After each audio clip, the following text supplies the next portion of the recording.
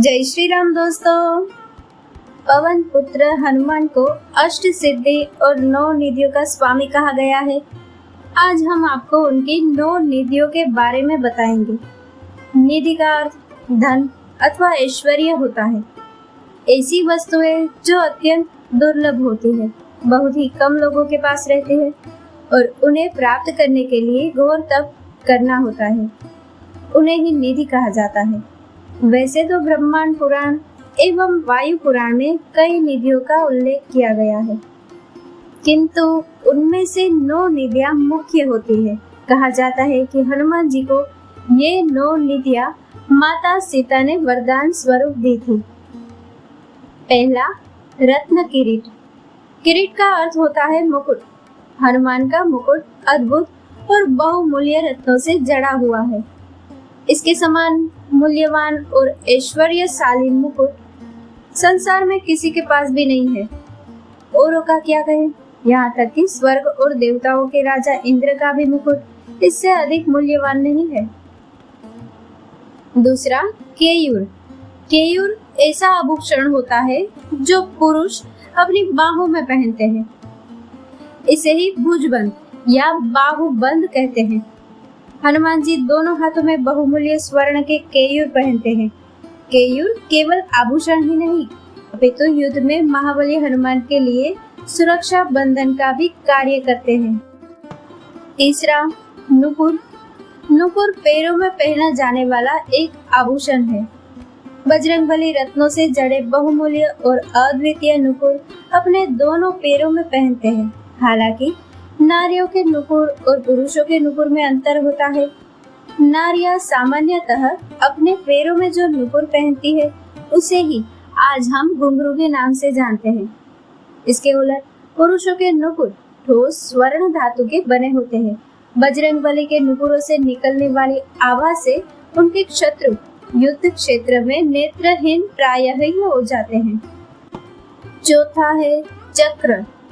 जब भी हम चक्र की बात करते हैं तो हमें भगवान विष्णु अथवा श्री कृष्ण याद आते हैं, किंतु आप लोगों को ये जानकर आश्चर्य होगा कि पुराणों में हनुमान जी के चक्र का भी वर्णन आता है।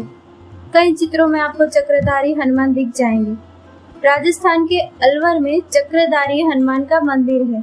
जगन्नाथपुरी में तो अष्टभुज हनुमान की मूर्ति है, जिनमें से 4 भुजाओं में वे चक्र धारण करते हैं। 5वां है रथ।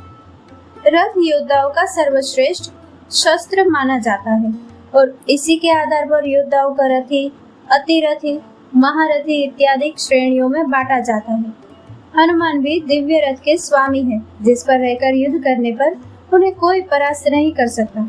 हालांकि रामायण के लंका युद्ध ने हनुमान के रथ के विषय में अधिक जानकारी नहीं दी गई है, क्योंकि वे भी अन्य वानरों की भांति पदाति ही लड़े थे। इसके अतिरिक्त हनुमान इतने शक्तिशाली है कि किसी को परास्त करने के लिए उन्हें किसी रथ की आवश्यकता नहीं है। महाभारत में भी श्री कृष्ण के अनुरोध पर हनुमान अर्जुन के रथ की ध्वजा पर बैठे थे। छठा है मणि। मणि कई प्रकार की होती है और पुराणों में नागमणि, पद्म, नीलमणि इत्यादि का वर्णन आया है। हनुमान संसार की सबसे बहुमूल्य मणियों के स्वामी है। महाभारत में युद्ध सभा में युधिष्ठिर ने अपने पास रखे धन का वर्णन किया था, किंतु उस समस्त धन का मूल्य भी हनुमान की मणियों के समक्ष कम है। 7वां है भार्या। वैसे तो हनुमान जी को बाल ब्रह्मचारी कहा जाता है, किंतु पुराणों में हनुमान की पत्नी सुवर्चला का वर्णन आता है। सुवर्चला सूर्य नारायण की पुत्री थी और सूर्य देव से शिक्षा प्राप्त करने के समय हनुमान ने उनकी पुत्री से विवाह किया था। कुछ ऐसी शिक्षा थी जो केवल गृहस्थ व्यक्ति को ही दी जा सकती थी। जब सूर्य देव ने हनुमान को उनके ब्रह्मचर्य के कारण उन विद्याओं को प्रदान करने से मना कर दिया, तब विवश होकर हनुमान को विवाह करना पड़ा, ताकि वे सूर्य देव से पूर्ण शिक्षा प्राप्त कर सके। 8वां है गज। गज वैसे तो प्राणी है, किंतु उसकी गिनती दुर्लभ निधियों में भी होती है। श्री गणेश के धड़ पर महादेव ने गज का मुख लगाकर उन्हें जीवित किया। समुद्र मंथन से प्राप्त हुई दुर्लभ निधियों में एक गजराज ऐरावत भी था। गज को गो, सर्प और मयूर के साथ हिंदू धर्म में 4 सबसे पवित्र जीवों में से एक माना जाता है। हनुमान जी की गज निधि को उनके बल के रूप में देखा जाता है। हनुमान में असंख्य हाथियों का बल है और उनका बल ही उनकी निधि है और उस निधि में संसार में कोई और उनसे अधिक संपन्न नहीं है। 9वां है पद्म।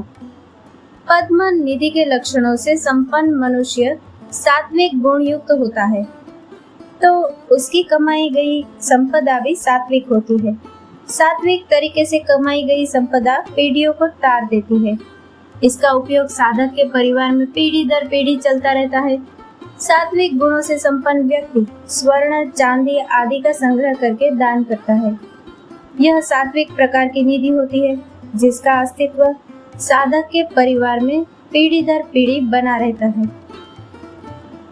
इसके अतिरिक्त देवताओं के कोषाध्यक्ष कुबेर के पास भी 9 निधियां हैं, जो मूलतः धन मापन के लिए भी इस्तेमाल की जाती है।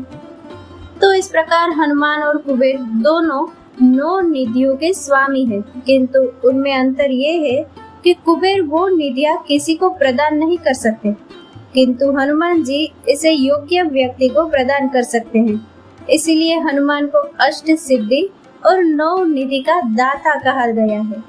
दोस्तों, इस कथा को लाइक, शेयर और हमारे चैनल को सब्सक्राइब करना ना भूले। जय श्री राम।